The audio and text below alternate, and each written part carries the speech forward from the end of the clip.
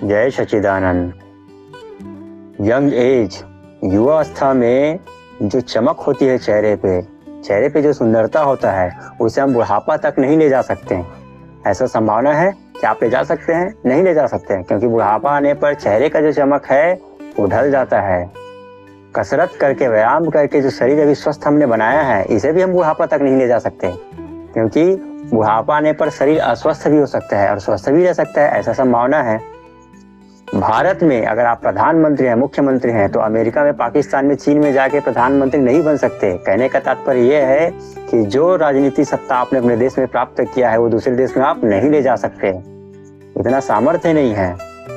अब देखिए मैं क्या कहना चाह रहा हूँ। जब ये चीज आप नहीं कर सकते, जो कि भौतिक है, आपके अपने ही देश का है, आपने का अपने ही है, तो जो धन जो आपने प्राप्त किया है व्यापार से, उचित तरीके से, अनुचित तरीके से, उस धन को क्या आप इस लोक से अन्य लोक में ले जा सकते हैं?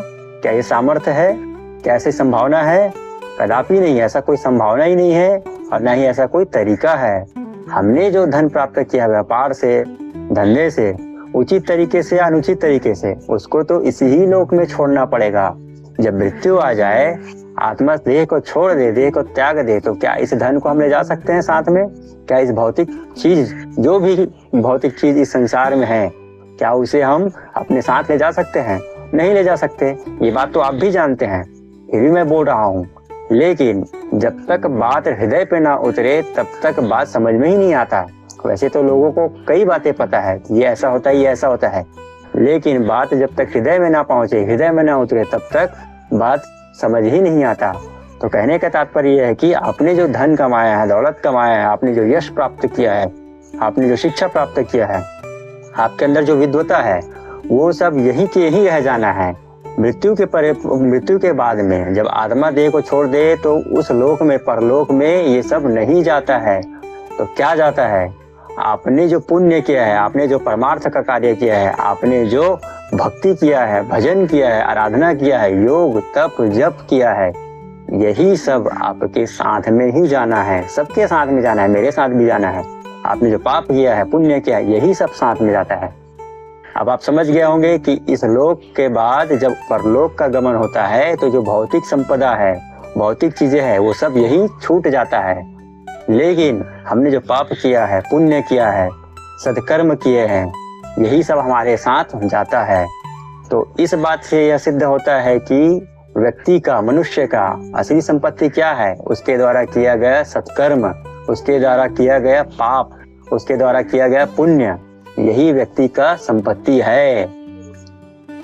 तो आप जो जितना गुरु की आज्ञा में रहते हैं, भजन करते हैं, सत्कर्म करते हैं, पुण्य करते हैं, परमार्थ का कार्य करते हैं, यही मृत्यु के उपरांत जब आत्मा इस लोक को छोड़ दे और परलोक में जाए, जब आत्मा परलोक में जाएगा, तो यमराज जी पूछते हैं, यमराज के दूत पूछते हैं कि आपने क्या किया। मैं ऐसा बता रहा हूँ, उनका अलग प्रोसेस होता होगा। यमराज ऐसा पूछते हैं कि आपने क्या किया।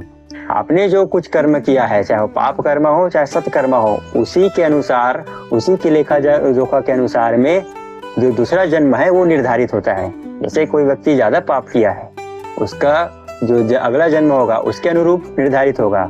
कोई व्यक्ति पुण्य कर्म किया है, उसके अनुरूप उसका अगला जन्म निर्धारित होगा। लेकिन जो व्यक्ति इस जन्म को मोक्ष के लिए है, यह जन्म, ये जो मनुष्य जन्म प्राप्त हुआ है, वो भगवान के लिए है, भगवान के भजन के लिए है, आत्मा को जानने के लिए है, आत्म साक्षात्कार करने के लिए है। व्यक्ति अगर ऐसा जान ले और जानने के बाद में भजन करे, गुरु आज्ञा में चले, गुरु ने जो कहा है वही करे, उस व्यक्ति का अगला जन्म, ये तो पुण्य और पाप करने वाले को होता है, अगला जन्म पुण्य और पाप करने वाले को होता है। लेकिन जो गुरु आज्ञा में है, जिन्होंने गुरु के बात को मानकर गुरु के बात पे चला है, उसका अगला जन्म भी नहीं होता है। ये कैसे?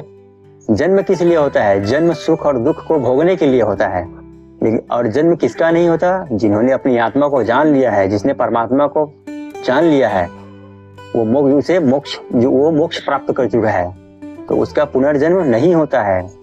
जन्म तो सुख और दुख को भोगने के लिए है। जिसने मोक्ष प्राप्त कर लिया है, उसका जन्म दोबारा नहीं होता है।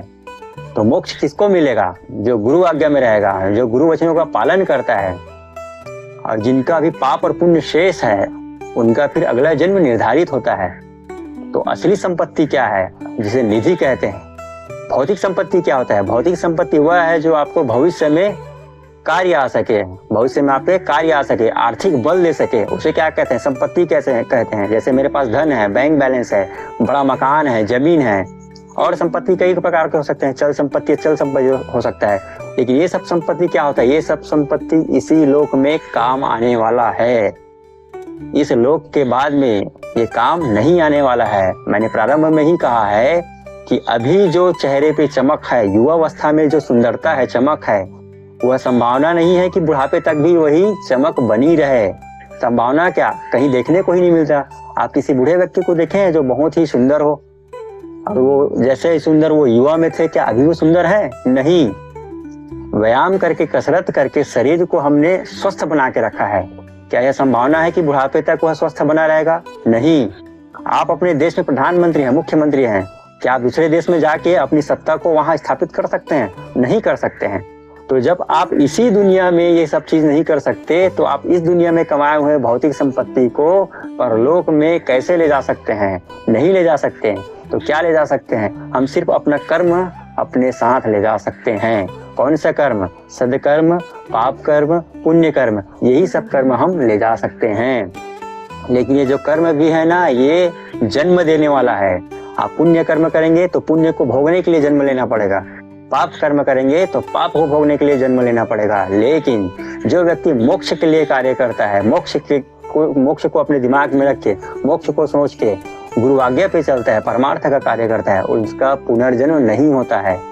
तो व्यक्ति का, साधक का असली संपत्ति क्या है? साधक का असली संपत्ति है पुण्य, परमार्थ, गुरु आज्ञा, भजन। यही क्या है? ये साधक का नहीं, सभी व्यक्तियों के लिए है। जो व्यक्ति सदकार्य करते हैं, पुण्य का कार्य करते हैं, परमार्थ का कार्य करते हैं, सेवा करते हैं, भगवान की भक्ति करते हैं, यही सही मायने में असली संपत्ति है। और बाकी जो भौतिक संपदाएं हैं वो यही रह जाना है। इसको हम परलोक में अपने साथ नहीं ले जा सकते। इसे संपत्ति नहीं कहा जा सकता। ये इस दुनिया के, इस संसार के संपत्ति है। लेकिन वास्तविक संपत्ति तो वो है जो हमारी सदगति को निर्धारित करता है। यही आज की इस वीडियो में कहना था। तो आज का वीडियो आपको कैसा लगा, नीचे कमेंट बॉक्स में डालिए, वीडियो को लाइक कीजिए। आपके मन में जो भी प्रश्न हो इस वीडियो से संबंधित वो भी लिखिए। और अध्यात्म में, दर्शन में, साधना में आपके मन में कोई प्रश्न है जो आप जानना चाहते हैं, वो आप कमेंट बॉक्स में डालिए। मैं आपके जो प्रश्न हैं उसके ऊपर वीडियो बनाने का, आपको बताने का प्रयास करूंगा।